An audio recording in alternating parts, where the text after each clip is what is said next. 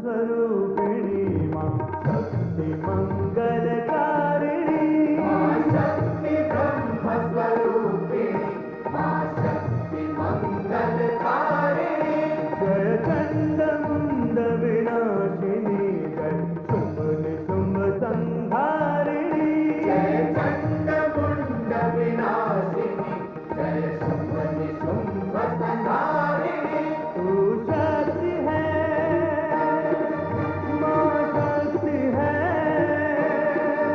तू शक्ति है, माँ शक्ति है, माँ शक्ति है।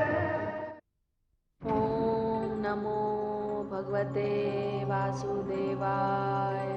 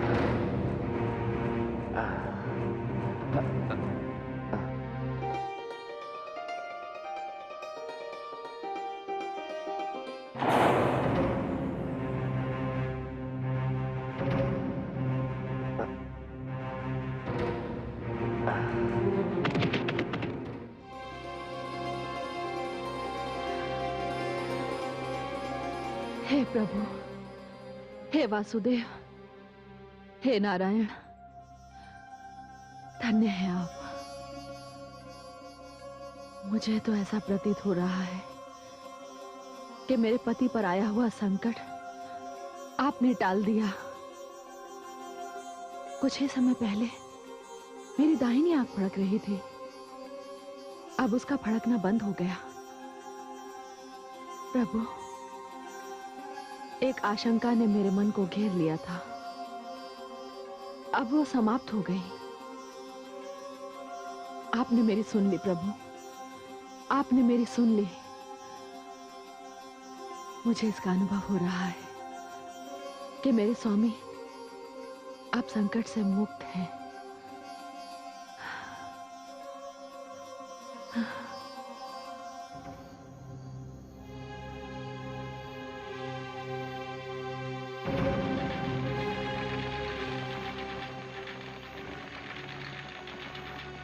कितना भयानक झंझावात था।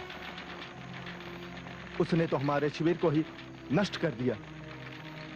पता नहीं ऐसे वातावरण में हमारे महाराज कहां होंगे। हमें उन्हें ढूंढना चाहिए।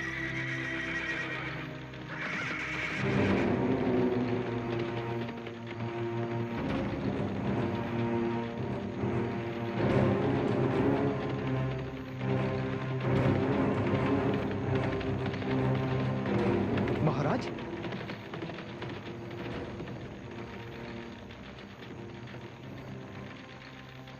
महाराज, आप तो पूर्णतया घायल हैं। ये क्या हो गया आपको? तुरंत उपचार की व्यवस्था हो। नहीं, इसकी कोई आवश्यकता नहीं। जो कुछ मेरे साथ घटा वो सब अचानक था। उसने मुझे कुछ सोचने का अवसर ही नहीं दिया। किंतु अब मेरी समझ में आ गया है कि इस घटना के पीछे किसका हाथ है। ये सारा का सारा बवंडर देवराज इंद्र का है। इससे पूर्व जो कार्य असुर किया करते थे, माया का प्रयोग वो देवराज इंद्र ने मेरे साथ किया है। देवराज, सावधान!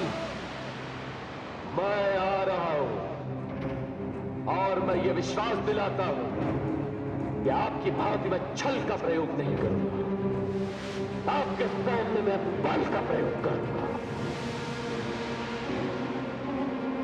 सूर्य की प्रथम किरण के साथ मैं देवलोक पर आक्रमण करूंगा।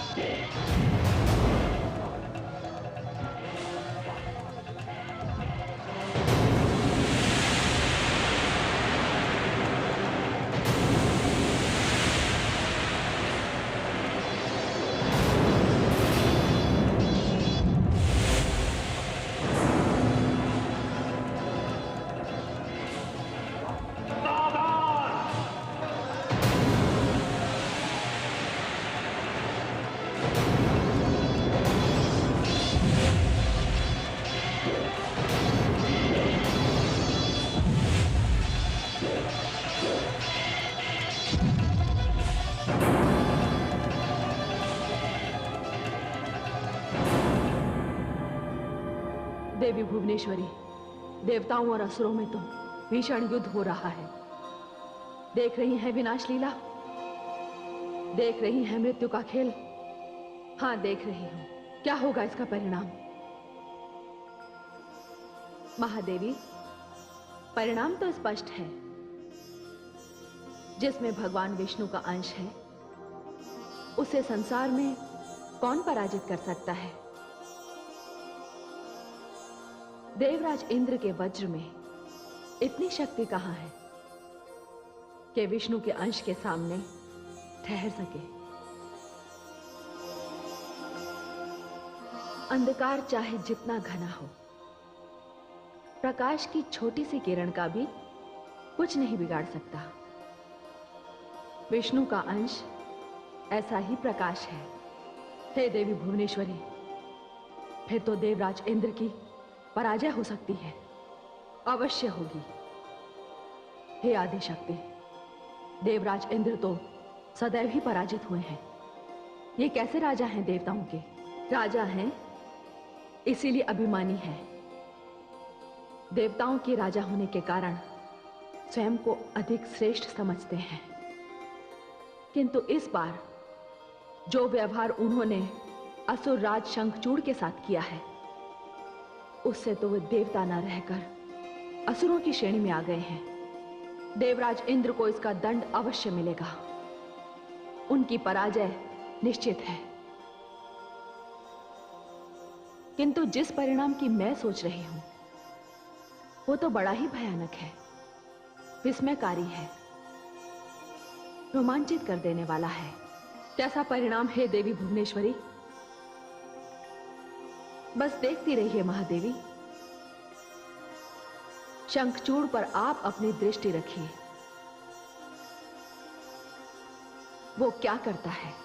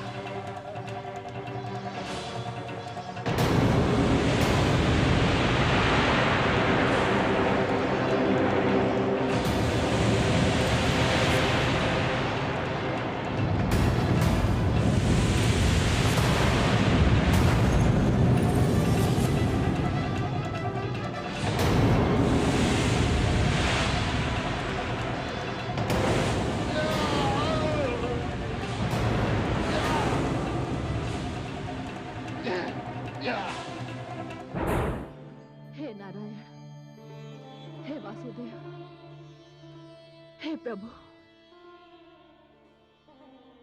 उनका ध्यान रखना, उन्हें संकटों से बचाना।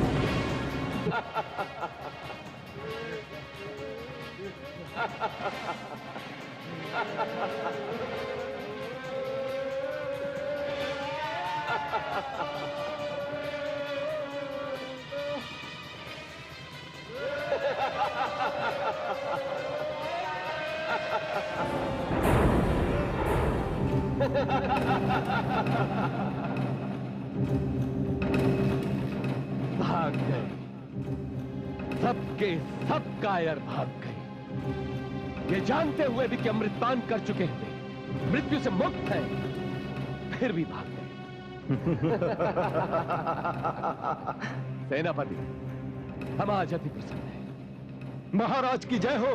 पिताश्री तक सूचना भिजवाई जाए कि हमने प्रथम यक्षलोक, गंधर्वलोक और अब देवलोक पर भी विजय प्राप्त की है। साथ ही महारानी तुलसी का समाचार भी हमें सुनाया जाए। जो आज्ञा असुरराज, मैं अभी राजधानी विशेष दूत को भेजता हूं।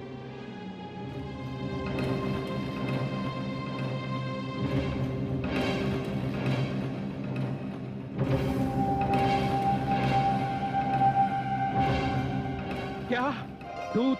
ये समाचार सुनकर हम अति प्रसन्न हुए। जिस प्रकार शंखचूड़ अपनी विजय पताका फहराता हुआ आगे बढ़ता चला जा रहा है, उससे मुझे विश्वास हो गया है कि वो दिन दूर नहीं जब समस्त सृष्टि पर हम असुरों का राज होगा। और पुत्र शंखचूड़ ने यह भी सिद्ध कर दिया है कि हम देवताओं से अधिक बलवान और श्रेष्ठ हैं। जिस प्रकार आज सृष्टि में देवताओं की पूजा होती है, उसी प्रकार कल हम असुरों की पूजा होगी और तब देवता स्वयं हमारी पूजा करेंगे। हाँ, हमारी पूजा करेंगे। प्रणाम महारानी जी। महाराज का विजय संदेश लेके कोई विशेष दूत आपसे मिलने आया है। कहाँ है वो दूत? आज्ञा हो तो उसे भीतर ले आओ। हाँ हाँ, उसे आदर पूर्वक ले आओ। उसके पास मेरे प्राणेश्वर का संदेश है। उनके संदेश की आशा में ही मेरे प्राण टिके हुए हैं। जो आज्ञा महारानी। प्रभु, आपने मेरा व्रत स्वीकार करके मुझ पर बहुत बड़ा उपकार किया है। मेरे स्वामी की विजय यात्रा इसी बात की ओर संकेत करती है। प्रभु, प्रभु,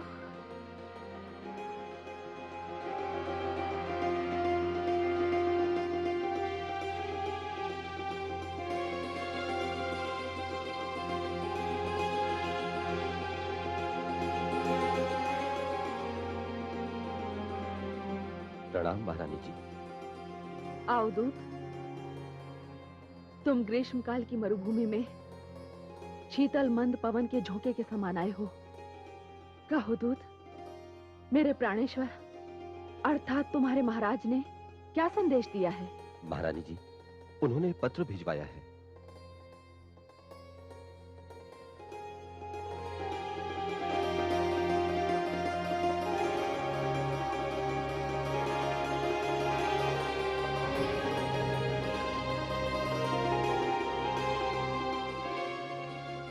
बताओ दूत, महाराज सकुशल तो हैं?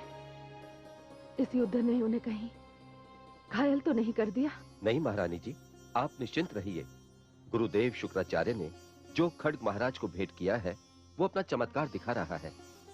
चलते चलते महाराज ने मुझसे कहा कि मैं व्यक्तिगत रूप से आपके समक्ष उपस्थित होकर यह पत्र आपको दूं। अब मुझे आज्ञा दीजिए। यदि आप उत्तर भिजवाना उचित समझें तो मैं कल प्रातःकाल प्रस्थान करूंगा। दासी, इन्हें ले जाओ और इनके विश्राम की विशेष व्यवस्था करो।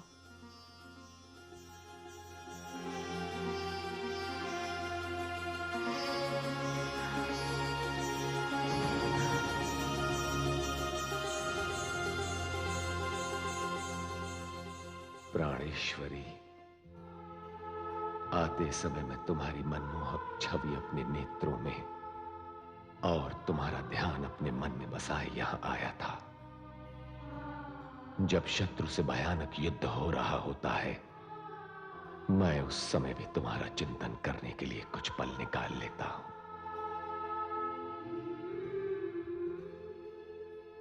सच पूछो प्रिय, तो तुम ही मेरी शक्ति हो। सारा दिन तो युद्ध में कट जाता है, किंतु विरह की रात काटे नहीं कटती। मन तुम में ही लगा रहता है।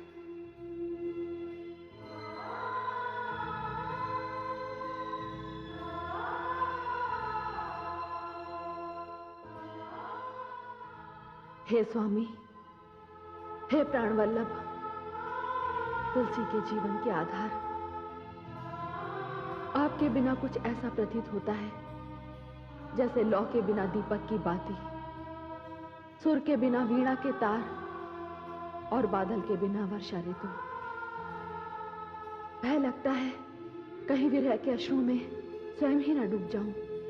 आपके पत्र ने तो मेरे हृदय की तपती मरुभूमि पर वर्षा की फुहार का काम किया है, शीतलता प्रदान की है। आपको बधाई देती हूं एक के पश्चात एक मिलने वाली विजय पर, आपकी सफलताओं पर। आपने भी 6 मास का व्रत लिया है और मैंने भी 6 मास का व्रत ले रखा है।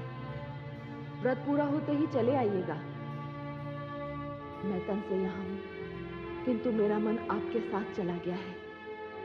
मेरी आंखें आपके सकुशल लौटने की प्रतीक्षा कर रही हैं। आपके दर्शनों की प्यासी, आपके चरणों की दासी तुलसी।